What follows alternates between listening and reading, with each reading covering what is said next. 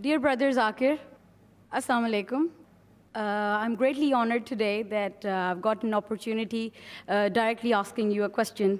Although till now I'm only watching your DVDs, and I'm a great fan of your topics. My question is directly related to the topic, that is educating our children. My question is that in a proper Muslim education system, should any importance be given in teaching our children about the national identity, or emphasis should be only in religious identity?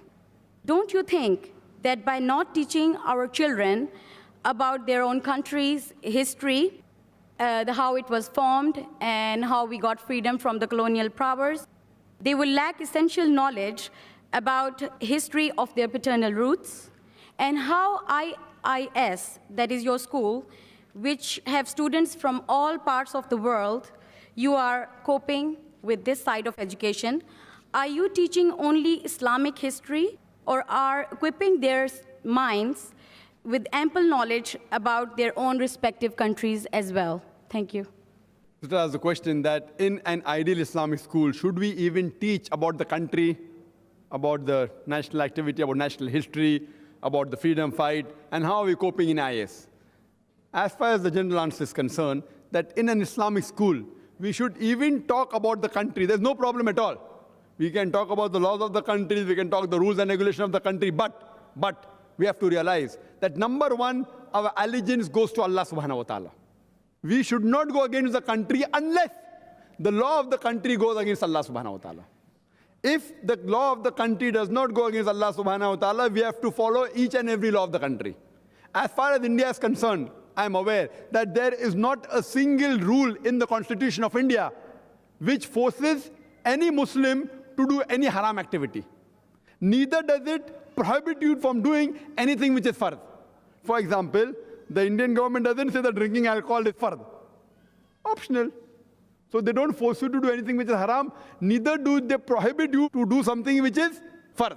Salah is allowed. In fact, they have a separate Muslim personal law. So I would say that among the non-Muslim countries in the world, I would put India to be among the top. One of the best countries where Muslim can live. I may disagree with certain policies. So I say I am a very good Muslim as well as a very good practicing Indian. But if any law of any country, whether it be India, whether it be UK, USA, Singapore, if it contradicts with the law of Allah subhanahu wa ta'ala, our allegiance to Allah subhanahu wa ta'ala is more because He is our creator. He has given us life. Our country has been beneficial to us, may have given us certain things, job, etc. But nothing compared to our creator Allah subhanahu wa ta'ala. So our allegiance to Allah subhanahu wa ta'ala is more. So if they don't contradict, we have to follow all the rules and regulations. If certain rules and regulations contradict, that particular thing we need not follow. So we have to teach our children to be good citizens also. What's wrong? He should be a good Muslim. So he should follow the rules and regulations as long as it doesn't contradict Islam. As far as history is concerned, of course, what we do, that we see to it, sometimes some history which is not relevant, we don't teach. So then it's at our liberty, we teach the history which is required. In our school, Islamic International School, we have children who are actually British nationals, but they have parents. Parents also British, maybe the grandparents are Indian, the origin is Indian. So we have students from USA, from UK, from Saudi, from other parts of the world.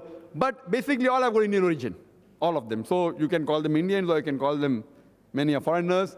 But we have selected the world history. We have option of taking Indian history or world history. The world history we felt has got more scope for us for doing dawah. It talks about the lifestyle of Muhammad sallallahu alaihi wasallam, about Jesus Christ, peace be upon him, about Moses, peace be upon him. So it's 2 in 1. So we select the world history. We have 2 options, world history and Indian history. In world history, part of India also comes. So what is required, we teach.